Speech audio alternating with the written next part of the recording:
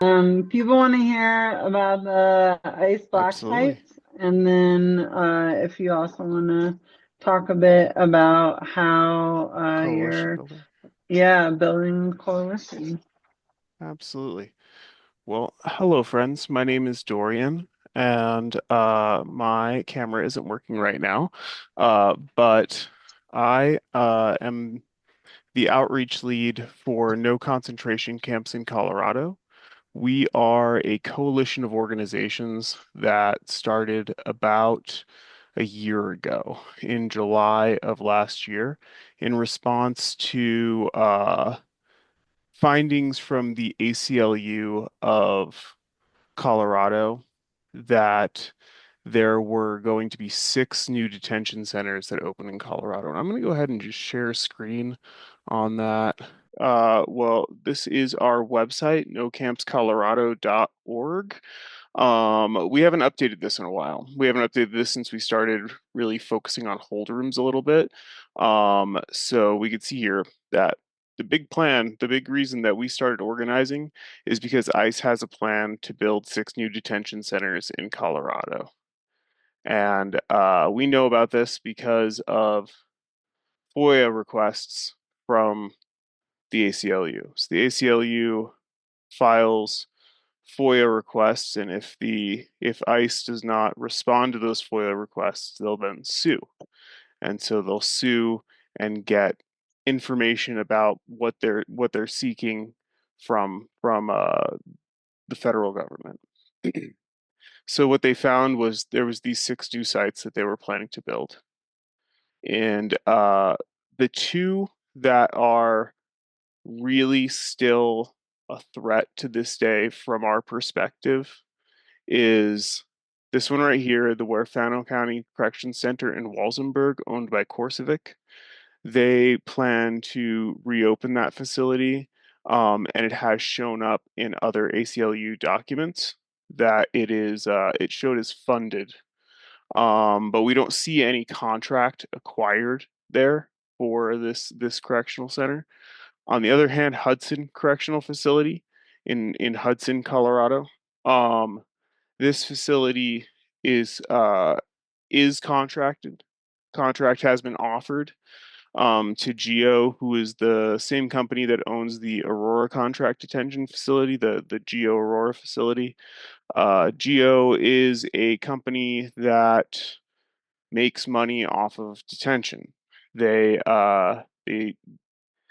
effectively facilitate detention for ICE and for other governmental entities, uh, and they get paid a per diem amount per head. So their goal in general with all of their facilities is to intern as many people as possible for as long as possible at the lowest possible cost. That's how they generate a profit as a company. And one of the ways that Geo does that is by enforcing slave labor.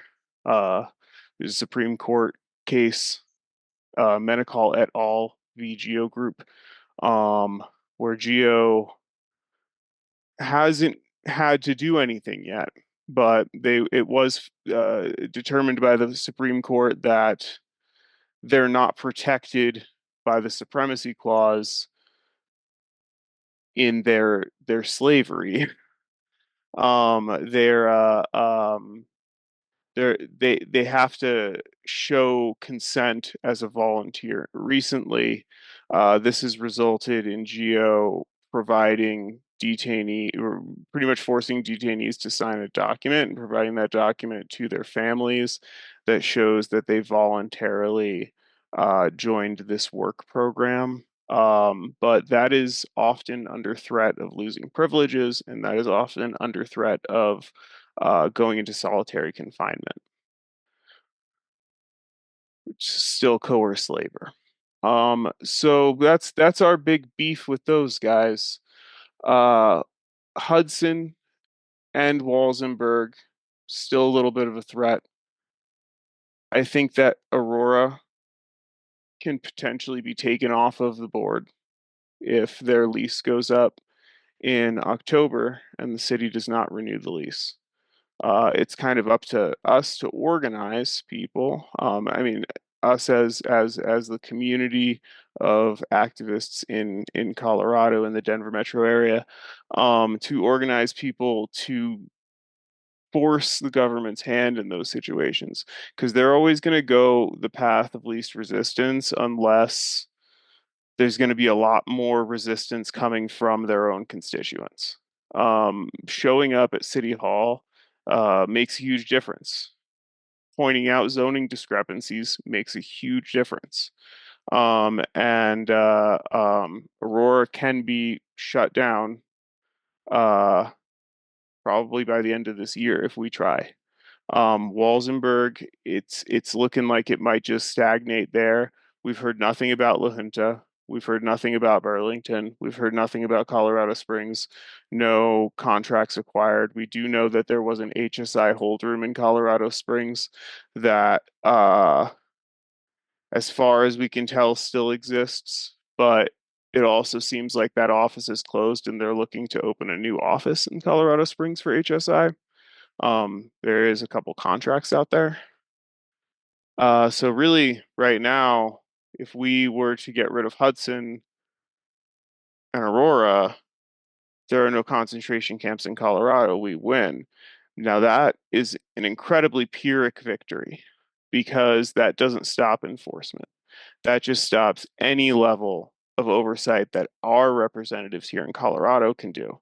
So if we manage to stop all ICE detention in Colorado, then they're shipping them to Texas. They're shipping them somewhere else, and they're shipping them to a place that could have a worse environment than the one here. And so, in order to contend with that, we have had to begin building national coalition.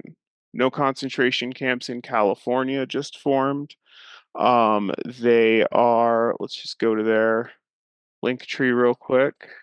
I'll throw the link in here for both of our link trees as soon as I figure out how to do that. Not sure how to go back to the chat, but I'll throw it in there when I'm not sharing screen anymore. No concentration camps in California. These guys have really been building. They've got quite a few different organizations in coalition with them together. And right now, they are about to launch their first statewide call to action. Can you hear this? Oh, I can't. What happened? Maybe this isn't going to work on here. I don't know how to use Instagram on a desktop. There's nothing popping up. Well, we got the guy from Chicago Hope to do a commercial for us. Uh, see if I could find their map. Find your local team. So this is every location that they've split out to so far. And it's really fantastic to watch it grow really quick. We're using the same methodology that we use here. And if you guys aren't familiar with us, we're a broad coalition. So back on Reddit about a year ago, there were a few people complaining about a lack of direction in Denver's activism scene, that there wasn't demands being organized around, and that it seemed a little egocentric and org-centric and gate-kept. And I was one of those people who absolutely felt kind of gate-kept out of organizing by a number of people within the community. And so what we did is we came up with a list of demands based off of this new FOIA finding and said, we need to figure out a way to put all of our differences aside. We're going to be here for this mission, this focused effort on these demands. and everybody is here for the same reason. So we got rid of a lot of the infighting, a lot of the um, there's still a little bit of infighting, but we got rid of most of the infighting and quite a bit of the lack of transparency between different organizing, because it's difficult at times to turn around and organize with Cirque, and then turn around and organize with Solidarity Warriors, and turn around and organize with IPT, when each of those efforts is completely separate from one another.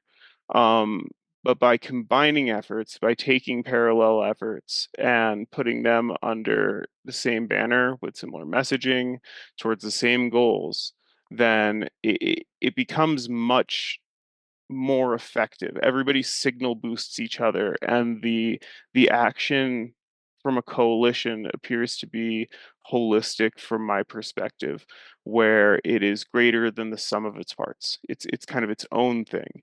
It's not just Indivisible doing it. It's not just Armian doing it. It's not just the Brown Berets doing it. It's all of these different, completely disparate groups together.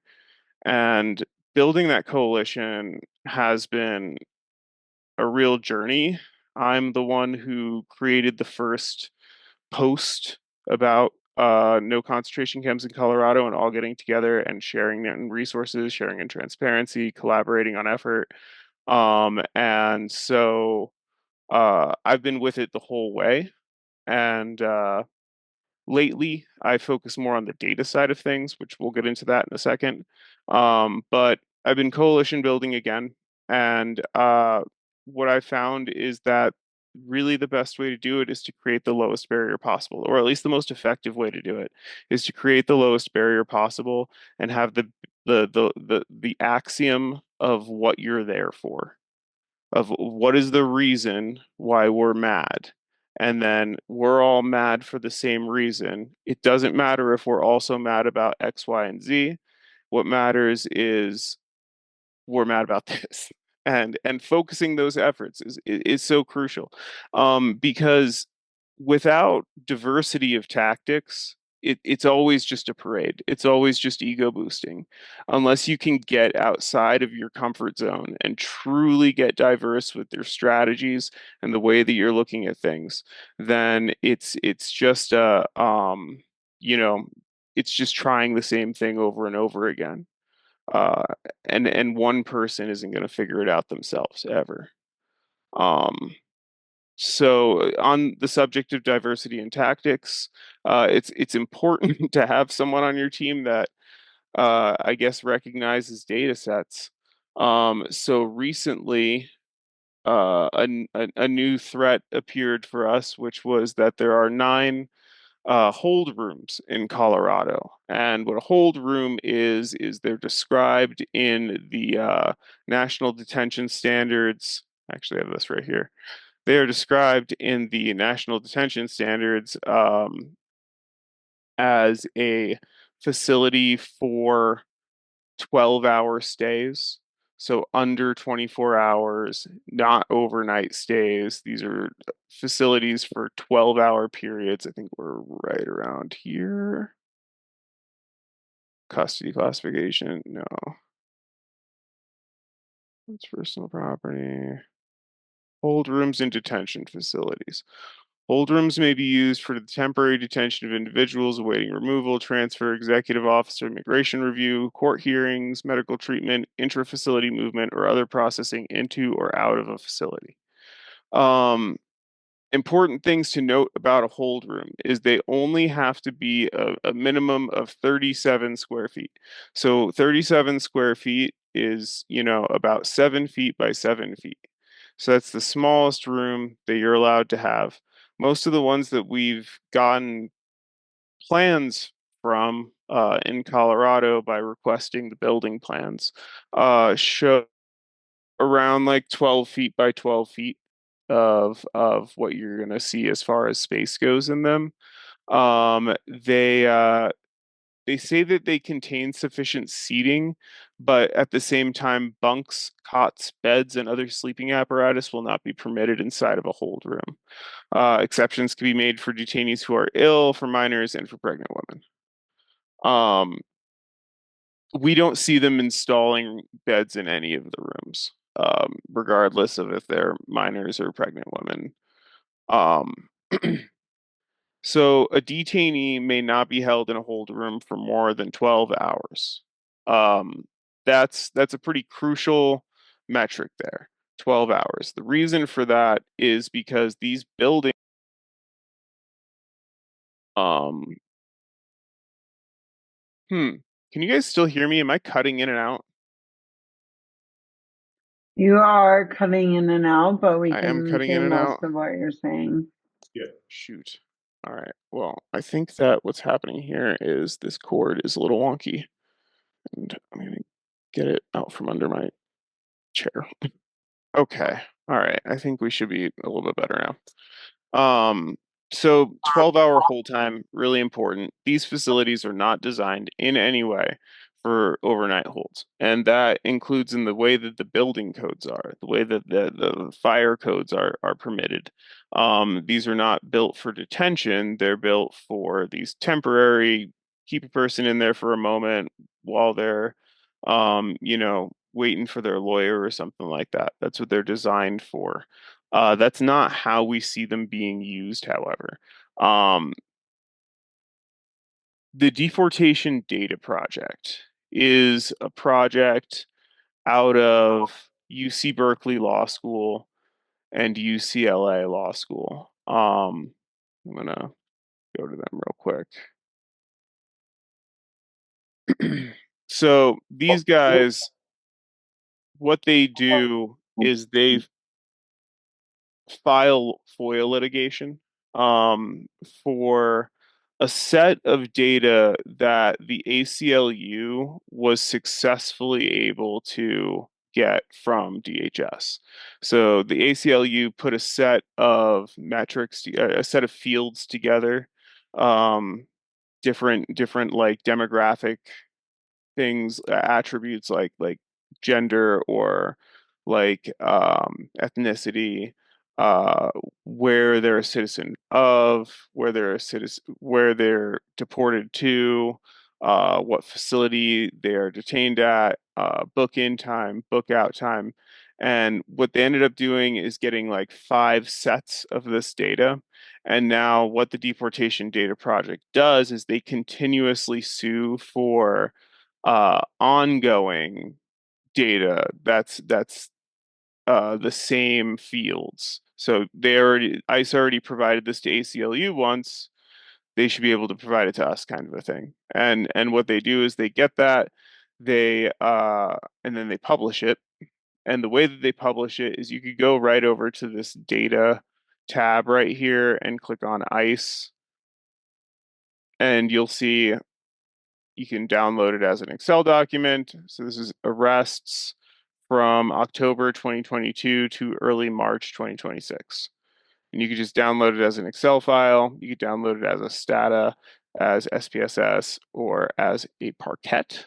Um, we are downloading it as a Parquet. Uh, so what we're doing is taking all of this FOIA litigation acquired data that comes from ICE, and we put it into Cold Counter. So Cold Counter is our data warehouse that NOC has built. Well, NOC is no concentration camps in Colorado. Um, we have 3 data teams, or 3 intelligence teams. Coven Analytica is basically our data team and our analysis team. That's whose GitHub this is. And then we've got Coven Cartographia, which is focused more on GIS data, the zoning analysis, the ownership analysis, those intervention points. And then Coven Inquisitio takes those two together and applies a journalistic edge to it and starts trying to publish things out into the towns where the hold rooms are. Um, so Cold Counter, we take all of that data, from the deportation data project, and we pipeline it into a database that you can download. So when you download Cold Counter, what it does is this will install or refresh coldcounter.bat. So you'll get a if you hit download here, it'll just give you a zip folder, and then you run this little install or refresh coldcounter.bat. It'll pop up a screen and install it local on your machine. You could use any SQLite connector to open the file, but there is a this one is included in the Beekeeper is included in the install. So when you install it, you'll just end up with this kind of file like this, and you could just open it. And what you're going to find is a bunch of different database tables on your left. And then you've got a screen in here that you can create tabs in. And so on the left here, if we look at, for example, dim hold rooms, this is a dimensional table. So it's taking a dimension is like a thing. So like an object, and a fact is a thing that an object does. And so these dim hold rooms, dim ICE offices, dim detention facilities, these are dimensioning an object, this object being hold rooms. I'm going to click on view data, right click view data. That's going to bring it up. You could also, I'm pretty sure, just drag it over or double click on it. You double click on it. So when you double click on it, it looks like Excel and it acts like Excel pretty much. Um, but you have this little filter up top here. So we're looking at hold rooms. This is all of the hold rooms in the United States. I just want to look at the Colorado ones. So I'm going to say where the state detention facility state equals Colorado. It is case sensitive. And you hit the little search or hit enter. This gives me all of them in Colorado. So what we're doing is we're aggregating data in these dimension and fact tables. This is a raw table that comes from the deportation data project called Stints, and this records a single visit between a book in date and a book out date time at a detention facility.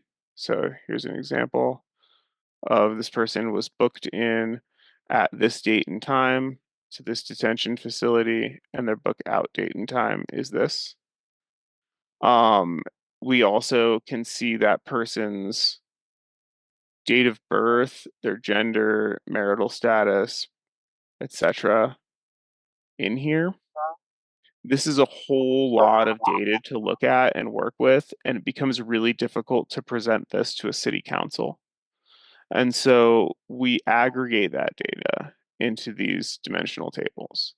So, for example, hold rooms, we're aggregating things like for Alamosa hold, it was used 62 times. How many times was it used before 2025? Once. How many times was it used since Trump became president? 61 times. 61 unique people went through this facility. One child. Another important thing to note, children are not supposed to be detained in hold rooms. That's a big no-no. Elderly people, you're not supposed to detain any elderly person without special circumstances. Here we've got that 12 hours, and you'll see it says before waiver. That's because on June 22nd, 2025, ICE released a waiver of the 12-hour hold limit time, extending it to 72 hours. That, in and of itself, is a violation of a lot of those buildings zoning. Because, like I said, these buildings aren't designed for overnight stays. They're not permitted for overnight stays. And so even if the federal government says, hey, you're allowed to hold people in hold rooms for over 72 hours now. That doesn't mean that in a building that doesn't have proper fire safety, that ICE can do that. Because they have an obligation to the safety of the people that are in those buildings. That never changes. And so this violation of over 72 hours, uh, post waiver and stuff, it's kind of irrelevant because these buildings are designed for 12-hour use. Um, Anything past that is just okay in ICE's book. This part, violations of over 72 hours post waiver and violations of over 12 hours before the waiver, these are your violations that you're looking at of the national detention standards.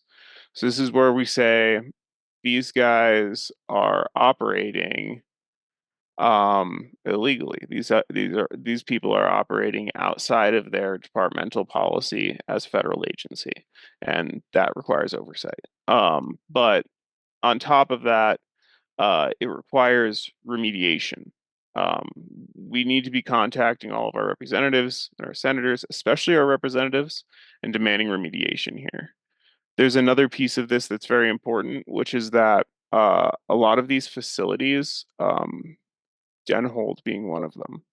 So this is the Centennial ICE office, and then Hold, this is the Frederick ICE office. We're going to be protesting at both of these on 5/4, just so you guys know, if you guys want to come by. I think Tiffany mentioned something about the Frederick hold room overpass is also going to be being protested. But the there are two people in these facilities, three actually, who were imprisoned over 30 days in a room with no bed. They have the lights on all the time. This is a form of torture. They we've heard reports of them frequently psychologically torturing people in these facilities. We've heard reports of overcrowding. That there are um, in the ICE detention standards, it does state that hold rooms will be equipped to provide hand washing and potable water.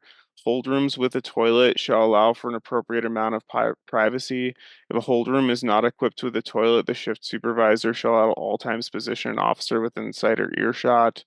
Detainees using the restroom will be appropriately monitored. What we've largely seen is a hold room contains one sink slash toilet, and that's your drinking water, that is your hand washing station, and that's your toilet for the whole room. And we pop back over to Denhold. The most people in that room in a day isn't in this table. Okay. So some things are in here and some things are in other tables. Here's how, if we want to look at Denhold in a different table, we're going to just copy the code for it. We're going to go over to detention facilities because that's where the population statistics are at. And we're going to say detention facility code equals Denhold.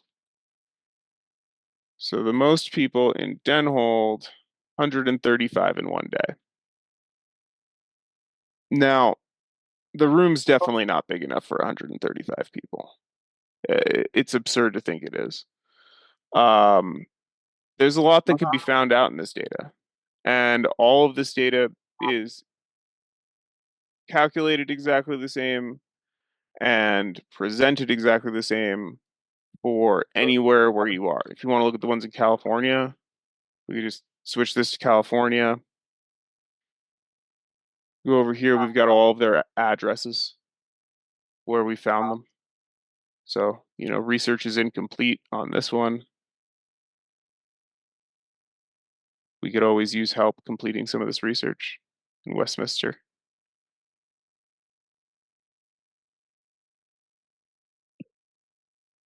I think it's probably a good time to take questions. How do people, oh, here we go. I've not been looking at all at the chat. That's why we have someone watch the chat and write Incredible. Oh, sweet. questions down as we go along because Dana's it's in the impossible to chat, so keep up Dana with. can tell everybody anything, to be honest with you. Dana's probably one of the most active organizers in the coalition.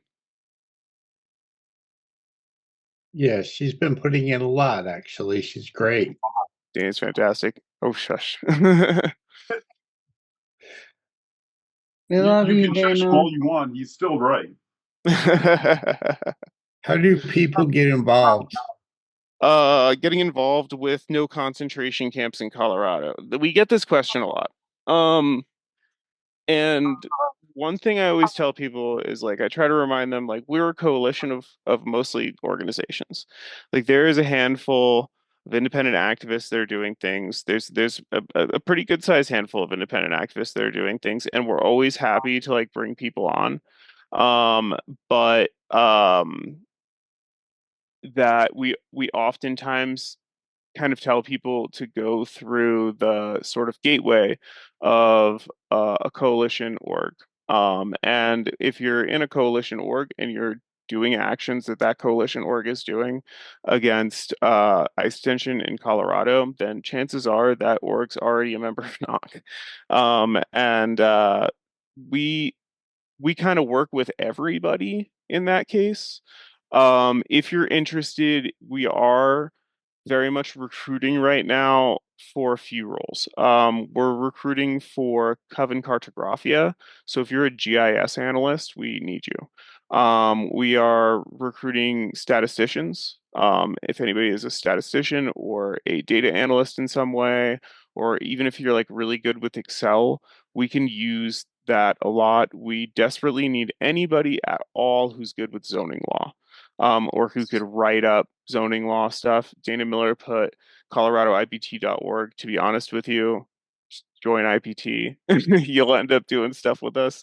But the as far as like we don't have an official membership process in any way.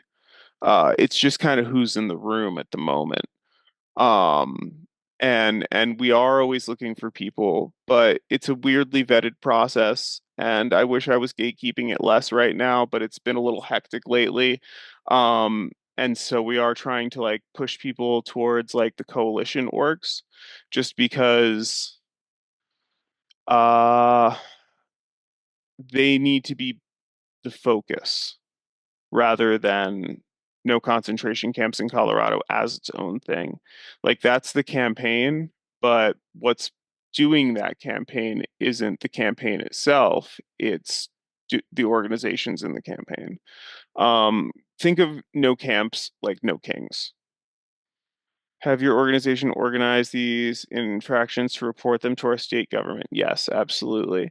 I personally went and lobbied at state government with COPA and CERC, and I brought the data sets with me, links to the data sets with me that I can, every representative and senator that I spoke with, I very much pushed it. We've gotten a lot of talk from our state representatives. Representative Crow actually has sort of pushed back on our reporting, has pushed back on the data in our data set and said that they don't believe it. The mayor of Centennial released something similar. Now, other Centennial City Council people have reached out to us and said, hey, we don't believe the mayor or Representative Crow. This is FOIA documentation. Now, I will say the full data info has gone to Crow's office. Good. And I will say that in Glenwood Springs last night, the city did a really good job of it wasn't no concentration camps in Colorado's data. It was the city has acquired this data from FOIA. and it wasn't pointing at me, Dorian, or whatever, or IPT, and saying we got it from them. It was the city acquired this data, and that was incredibly crucial to accountability and incredibly crucial to the you know, truth of the matter. Laura, I see you've had your hand up for a minute. All right, thank you for doing this. Truly, this is something dear to my heart and many others. And I am with Indivisible Lakewood. So, Getting word on, what? I'll Am I wait. on? Go ahead, Laura. Oh, okay. I'm sorry. All right. So I do a lot of work legislatively at the state capitol, and I just want to beg, borrow, plead people to really start looking at the ICANN bill tracker and taking the action that they are recommending. First of all, there's three that are coming up, and if we can get our voices heard, they stand a very good chance of not being killed. They're advancing. And we need to get this done ASAP. The vote needs to be taken because the session ends May 13th. And as you all know, if we don't get it in beforehand, it's just not going to happen. These bills are going to have to wait till next year, 2027. The other thing I want to say is these bills that I'm sharing with you, it's very likely that the governor will veto them without more pressure from all of us voicing our opinions. So to that end, I'm just going to rattle off here one of the most important ones because I just finished the hearing, and that is SB 26-005.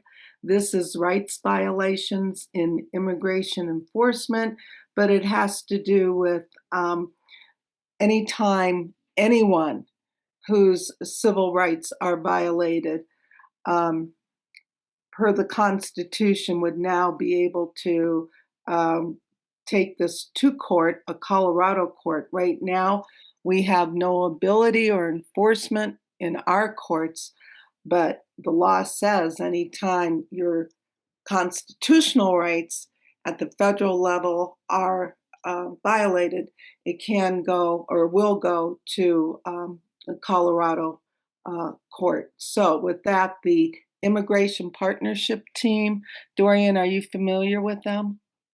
Oh, I'm real familiar with the IPT. Okay. All right. So they're looking for anyone who can give testimony, and you can do it on Zoom or online. And just by going to coloradogov.org site. And the big thing is they're looking for people that have had firsthand experience with anyone who has been or they themselves have been violated by ICE. So you're encouraged to do that. The rest of us just keep hammering away at our legislatures because they are listening at this point. Then the other bill is HB 1276, and this is the very thing you were talking about. They wanted to put much more in with controlling and oversight of the detention centers, but it has been reduced to just the holding centers. But that's the best they could push forward. They got a lot of resistance from police organizations and attorneys, believe it or not, and of course they're deplorable. And in fact, Jeanette Viscara, if you remember her case, she was in a holding center for 72 hours. That resulted in severe headaches, impairment. There was no room to, stretch, very limited restroom breaks. And so at least this would regulate and have oversight on that one. And then the last one is well, it does have to do with immigration, but it is with the labor unions and the workers' protection right. That one is going at great speed, and it's already in the third hearing. The third hearing is going to take place at the Capitol at 9 a.m. on Friday, May Day. So hopefully we can get a lot of people in the Capitol or near the Capitol. I know it's May Day and we've got a lot going on, but if not, just email, text in support of this bill. It's workers' protection. So as it ties to immigrants, anyone who's here working in a business or corporation on a green card or visa would now not have to run the risk of either being threatened or not being able to join a union for collective bargaining rights. So that's my big spiel, and I hope we can really step up because just say we pass any of these laws by May 2nd, it'll go to the governor, and we still have time to override his vetoes. After May 2nd, we're out of luck. We just have to hope that he'll support them or sign off on them. Yeah, it's sad what they did at 1276. I'm glad the hold Horrible. rooms are still there. I think that bringing that data with me when I was lobbying for that bill, uh, maybe made an impact there, which was good. So that's what are the bills besides 1270 besides 005 HB 26 1276 is the other big one Yes. for the medical oversight. Mhm. It started with a lot more in it. It started to be it was meant to be an enhancement to SB 25 276 and um further sort of increased protections for immigrants in America.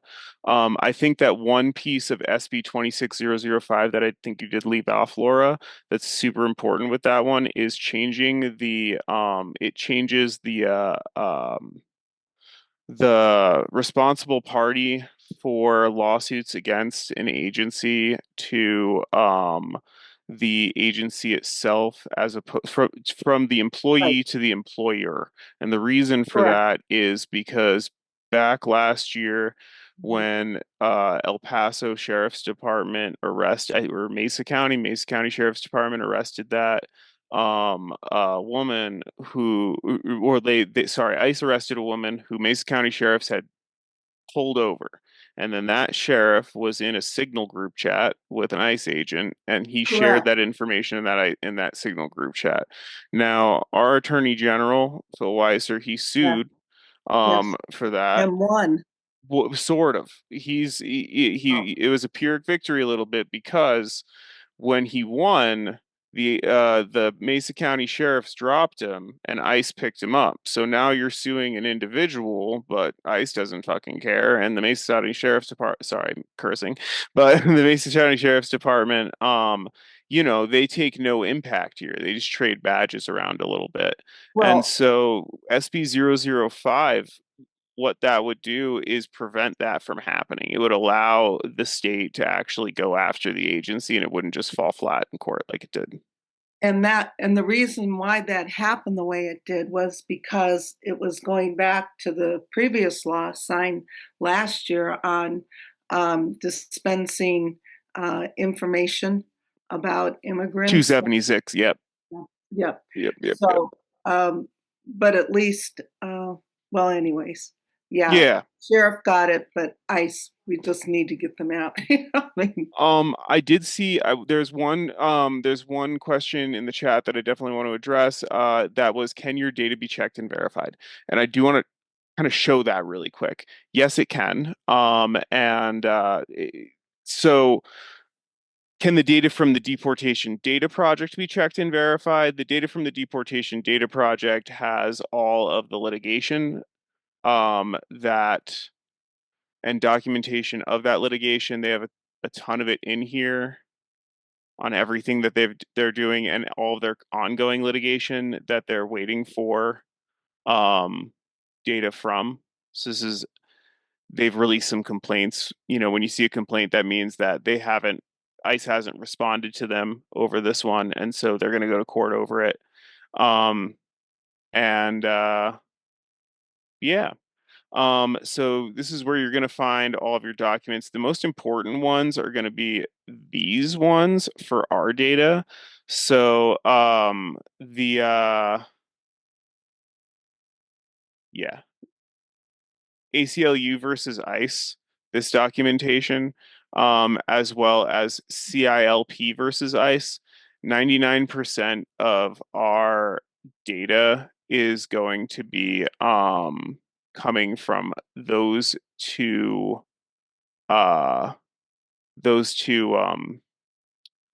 lawsuits.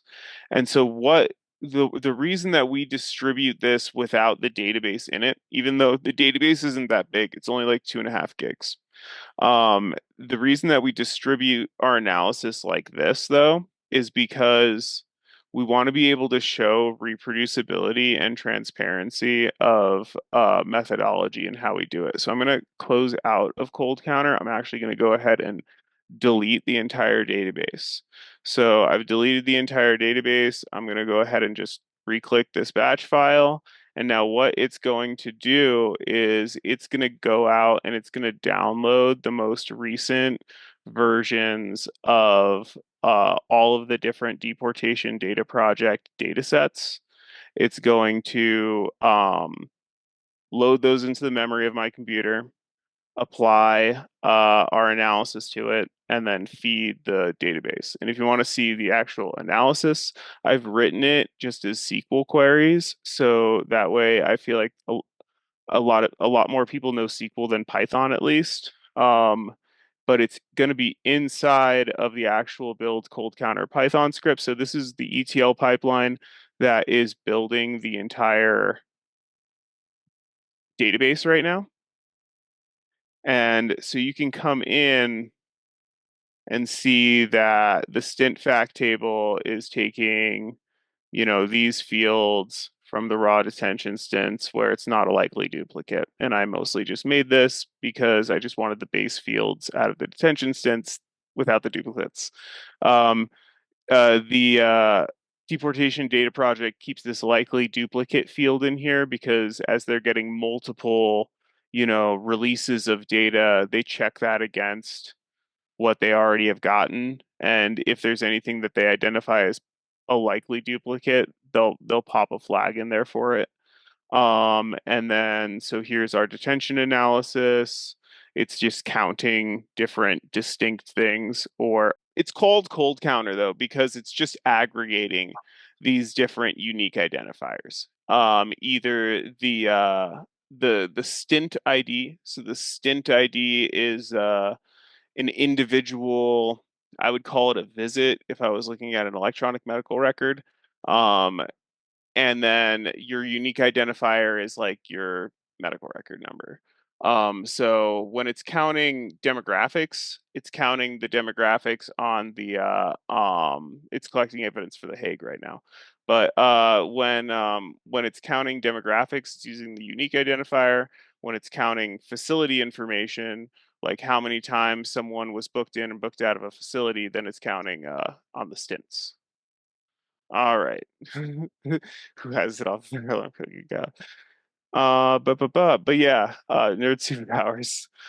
Um, so yeah, all of this data is it's asking IT for help now, but is available for download.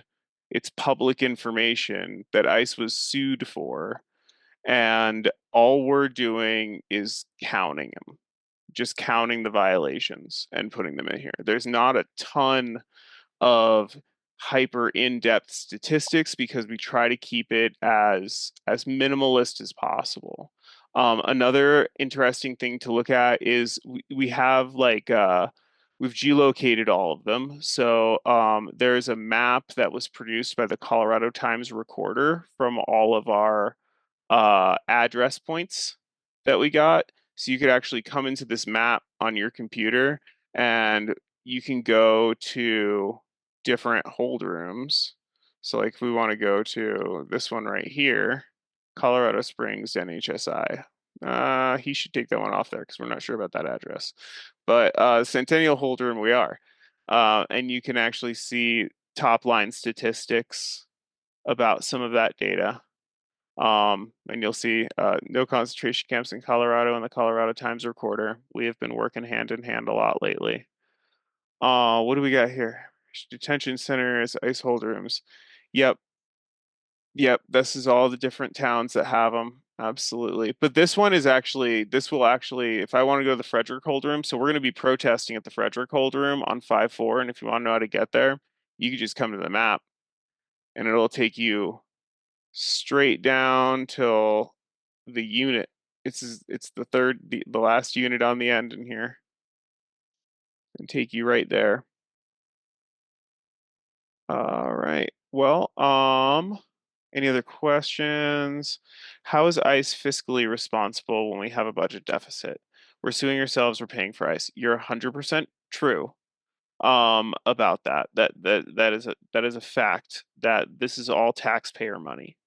But right now we're hemorrhaging taxpayer money into ICE and into the landlords that own these facilities. Like Glenwood Springs, that facility is privately owned. Those buildings are privately owned. And so those landlords are making $30,000 a year just off of ICE sitting there. And the one in Alamosa isn't even owned by someone in the United States. It's owned by a German citizen, and for it to hold an ICE detention center, for it to be leased to ICE is kind of ridiculous to me as by a foreign person. So we are hemorrhaging money 100% there. One way that ICE is fiscally responsible when we have a budget deficit, or how they're supposed to be fiscally responsible when we have a budget deficit, is through the appropriations long bill. And the appropriations long bill requires ICE. It's the DHS Appropriations Act. It's been going since 2019. DHS Appropriations Act is the first one I found with the verbiage in it. They are required to publicly publish semi-monthly detention statistics, including facility-level population and demographic data. They are not publicly reporting these detention facilities. If we wanted to check that, we could do that by going to ice.gov/detain/detention management. So that's going to take us to ICE's detention management page. At the very bottom of it here, you'll see their ICE statistics for the current fiscal reporting. They have to update this twice a month to maintain their funding.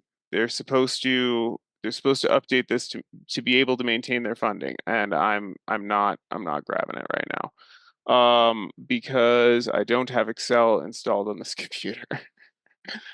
But you can go here and there's a facilities tab, and I probably have an old one somewhere around here, but that facilities tab is only going to have Aurora in it. If you sort it by Colorado, it's only going to have Aurora in it. None of the hold rooms or anything like that are in here. One thing that we're very much arguing right now is if they're keeping people in these hold rooms for over a month. And another thing that we can see here is that when they're keeping, because we could trace the unique identifier, so we could track people between different rooms and different places. A lot of times Den hold or Fred hold, especially the ones that are near Denver in Colorado, those ones will act in the same capacity that Aurora is in a person's journey through the detention network.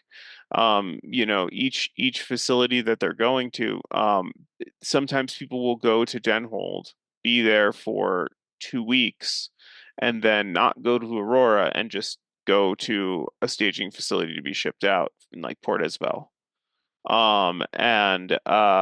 So that means that the oversight that this detention data is supposed to be giving Congress is not accurate. That the publicly reported detention data that they're giving right now is not accurate only because they're not calling them detention facilities, because they're calling them hold rooms instead of detention facilities.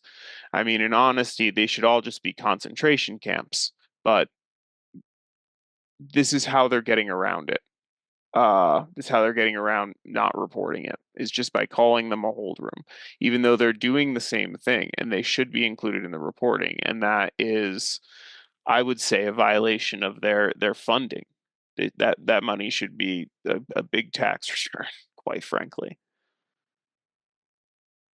Any other questions? Valerie asked, do you have any, for the people that aren't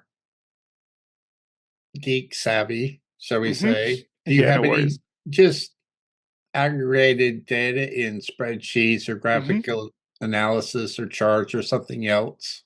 I have a whole bunch. So we have a repository of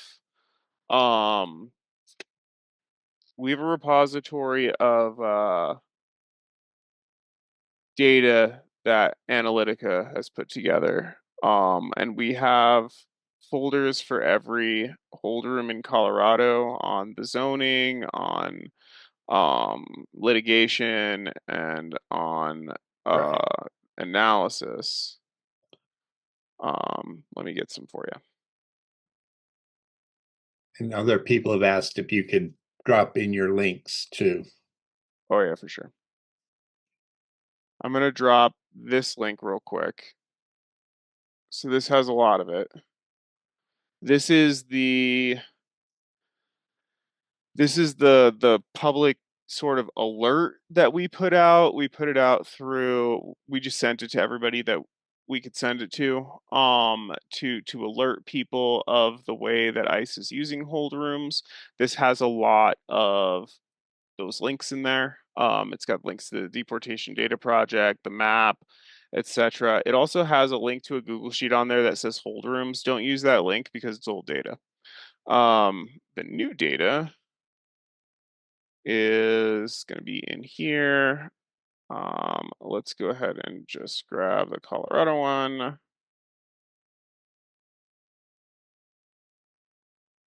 And can you post the link to your stats database? Stats database, absolutely. Okay. So this link right here is going to be just a spreadsheet of the Colorado hold rooms.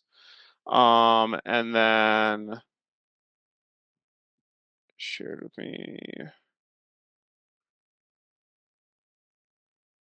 Colorado hold rooms.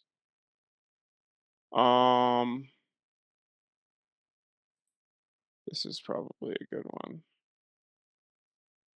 So this is a summary report from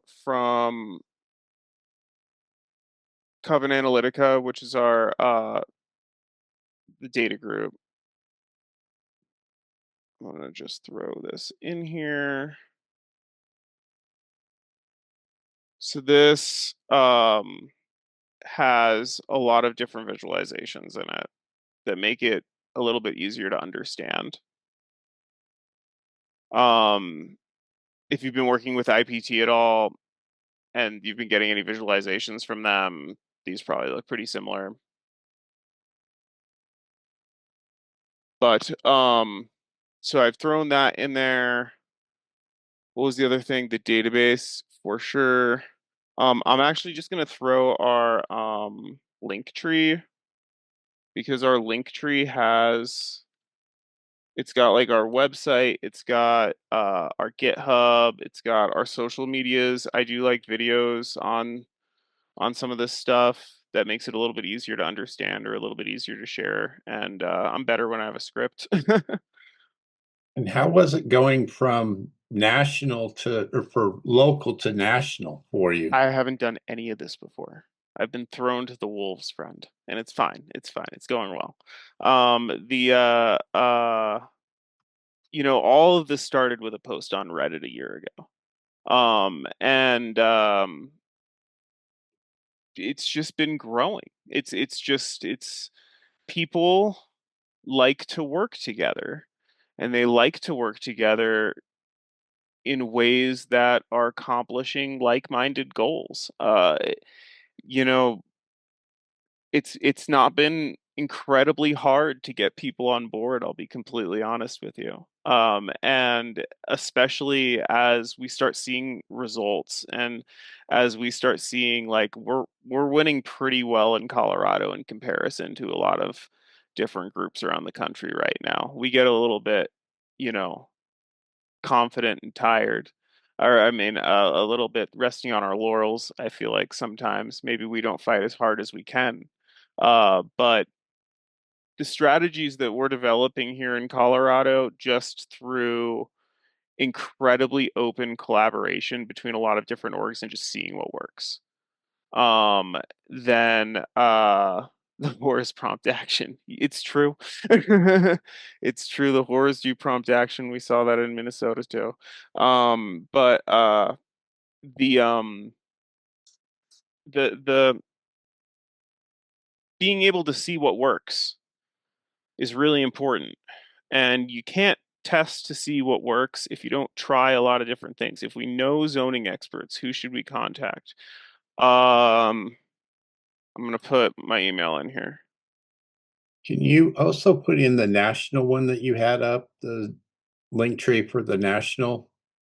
Oh Since we yeah, do have for people California. from, well, or yeah, is it just California or is it all over? Right now, it's just the two of us. We're trying to get it all over. It's kind of growing all over, but officially right now, California is the first that's like taken the model, built a list of demands, and seen what local orgs want to do that want to work towards those demands with them and what their plan is for that.